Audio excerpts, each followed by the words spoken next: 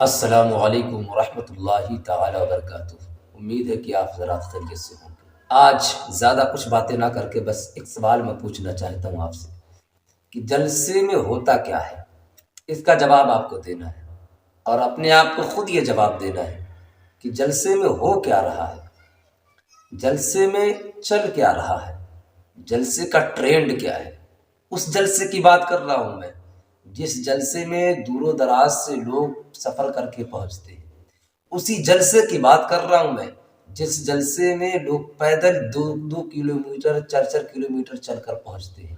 اسی جلسے کی میں بات کر رہا ہوں جس جلسے میں لوگ سائیکل کے ذریعے پہنچتے ہیں اور اس سردی کے مہینے میں پہنچتے ہیں علماء کے بیانات کو سننے کے لیے۔ آخر اس جلسے کا ماحول کیا ہے؟ اسی جلسے میں ہو کیا رہا ہے؟ سب سے پہلے آپ ایک تصویر دیکھیں اسکرین پر۔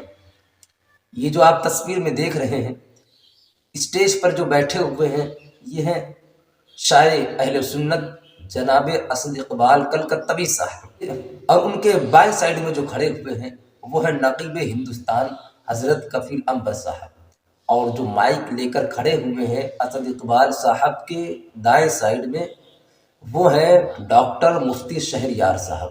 جانتے ہو یہ کھڑے ہو کر کیا کہہ رہے ہیں؟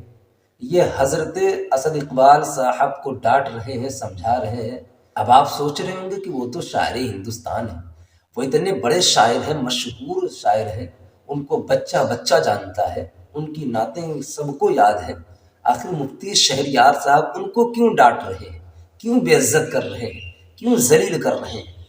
تو پورا واقعہ میں بتا دیتا ہوں آپ کو کہ مفتی شہریار صاحب اور کفیل انور صاحب اور جناب اسد اقبال صاحب کی جلسے میں شرکت ہوئی ہے، جس میں ڈاکٹر مفتی شہریار صاحب قبلہ خطاب کر رہے ہیں۔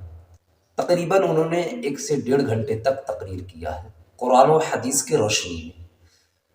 مفتی صاحب کے تقریر کے دوران جناب اسد اقبال کلکتوی صاحب موبائل چلانے میں مصروف تھے اور ادھر ادھر کی باتیں کرنے میں ایک دوسرے سے مصروف تھے، یعنی مفتی صاحب کے تقریر کی طرف کوئی دھیان نہیں تھا۔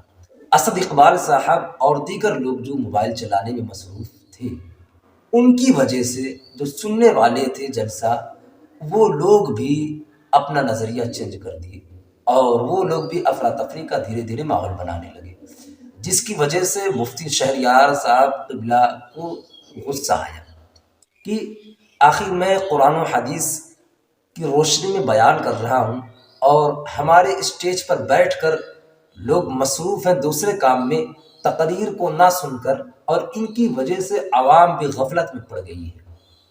تو مفتی شہریار صاحب قبلہ جناب اسد اقبال صاحب کو یہی کہہ رہے ہیں کہ آخر یہ آپ کیا ماحول بنا رکھے ہیں؟ کیا کیول آپ ہی کی نعت کو لوگ دھیان سے سنیں؟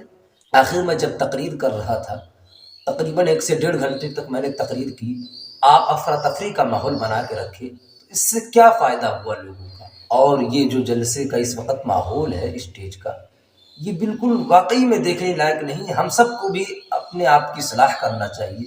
ہم سب بھی جب جلسے کے اسٹیج پر بیٹھے تو ہمیں چاہیے کہ اپنے آپ کو کنٹرول میں رکھیں اور اپنے آپ کو موبائل سے بہت زیادہ دور رکھیں۔ اس کی وجہ جانتے ہو کیا ہے؟ کہ اسٹیج جو ہے بالکل ایک آئینے کا شکل ہوتا ہے، یعنی شیشے کا شکل ہوتا ہے۔ جو جلسہ سننے کے لیے آئے ہوئے ہوتے ہیں لوگوں کی نگاہیں وہیں ہوتی ہے، اور جب اسٹیج پر ہی افراتفری کا ماحول ہوتا ہے تو جو پنڈال گاہ میں بیٹھے ہوتے ہیں وہ لوگ بھی افراتفری کا ماحول بنا لیتے ہیں۔ لہٰذا ہم سب کو بھی اس چیز سے بچنا چاہیے اور جلسے کے تہذیب کو ہمیں برقرار رکھنا چاہیے، جلسے اسٹیج کا ہمیں ادب برقرار رکھنا چاہیے تاکہ ہمارا جو جلسہ ہو رہا ہے وہ صحیح طریقے سے ہوتا رہے اور عوام الناس کو 100% اس سے فائدہ ہوتا رہے۔